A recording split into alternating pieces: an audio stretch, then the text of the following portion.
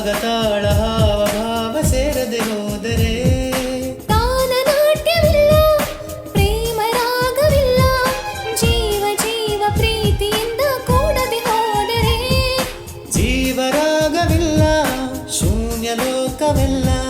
ಬದುಕಿನ ಕತೆಗೆ ಪ್ರೇಮದ ಬೆಸುಗೆ ಇರುವುದು ಹೀಗೆ, ಒಲವಿನ ಸೆರೆಗೆ ಪ್ರೀತಿಯ ಸವಿಗೆ ತೋರುವ ನಮಗೆ ಪ್ರೇಮವು ಹೊರತಾನೆ. ಜೀವನವೆಂದರೆ ಪ್ರೀತಿ ಎನ್ನೋಣ, ಲೋಕದ ಸೃಷ್ಟಿಗೆ ಪ್ರೀತಿ ಕಾರಣ.